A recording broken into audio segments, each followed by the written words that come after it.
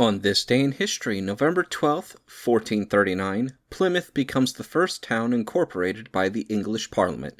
Included in the following is an excerpt from the 1944 edition of the Encyclopedia Britannica going over the history of the town. Plymouth, a city and county borough and seaport of Devonshire, England, 231 miles west by southwest of London. Population, estimated 1938, 211,800. Area, 14.9 square miles. Plymouth, the Sutton of Domesday, was afterward divided into the town of Sutton Prior, the hamlet of Sutton Valtort, and the tithing of Sutton Ralph. The market, established about 1253, became in 1311 town property. In 1292, the town first returned members to Parliament.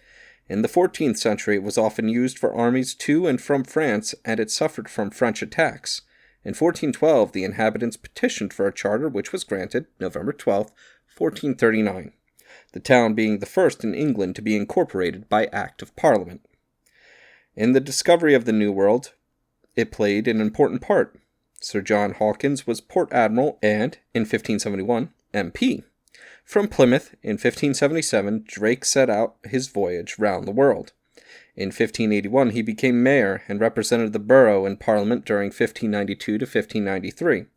Sir Humphrey Gilbert, MP 1571, sailed on his second colonizing expedition to America in 1583 from the port.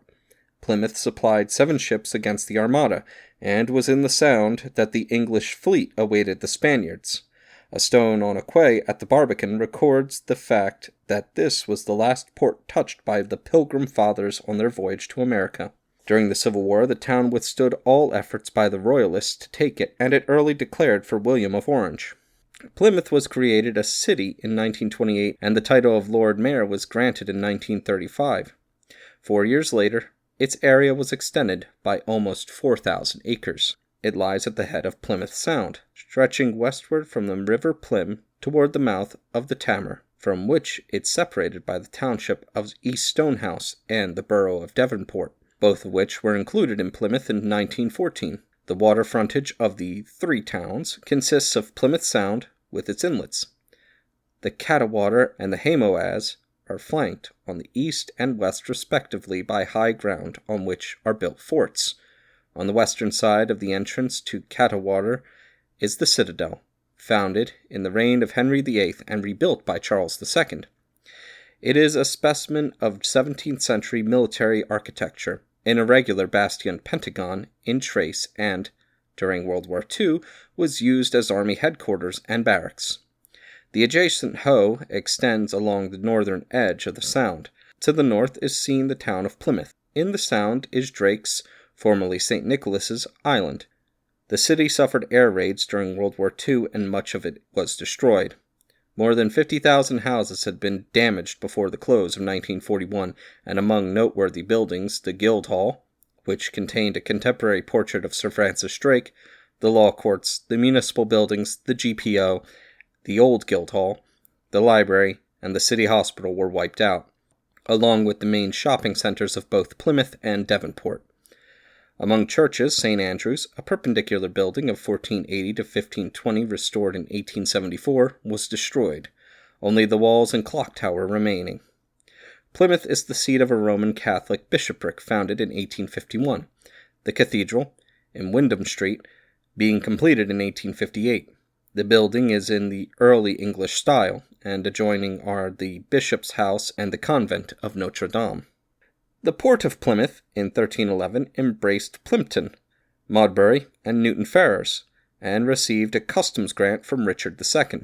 In 1435, 65 cargoes were imported, and in the reign of Elizabeth it rose to be the foremost port in England.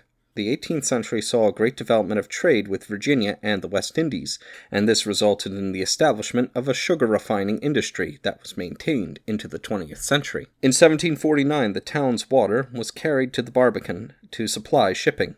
The port of Plymouth, as at present, constituted embraces the water of the Plymouth Sound and the Hamoaze. The chief water area within the limits of the port is the Sound with its inlets, the Cattewater, Sutton Pool, Mill Bay, Stonehouse Pool, and the Hamoaze. The Sound itself covers an area of 4,500 acres. and is sheltered from the southwest gales by a breakwater a mile long with a lighthouse at its eastern end. It was constructed in 1841. Cattewater, Sutton Pool, and Mill Bay constitute the three mercantile harbors of Cattewater Harbor, Sutton Harbor, and the Great Western Docks, while Hamoways was set aside for HM Navy. Cattewater Harbor has an area of 260 acres and 8,000 feet of quayage space. Sutton Harbor, entered from Cattewater, has a quayage space of 4,500 feet. Great Western Docks at Mill Bay has an outer basin of 35 acres and an inner one of 13. Steamers sail regularly from Plymouth for Australia, New Zealand, the Cape, and North America.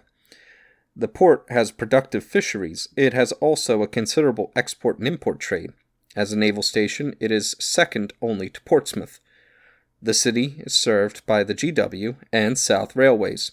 The industries of Plymouth include soap making, manufacture of chemicals, artificial manure, and paper staining. There is some electrical engineering and a clothing factory. Plymouth has returned 3 members to Parliament from the Drake, Devonport, and Sutton divisions since 1918. Lady Astor, the first woman elected to the House of Commons, was returned in 1919.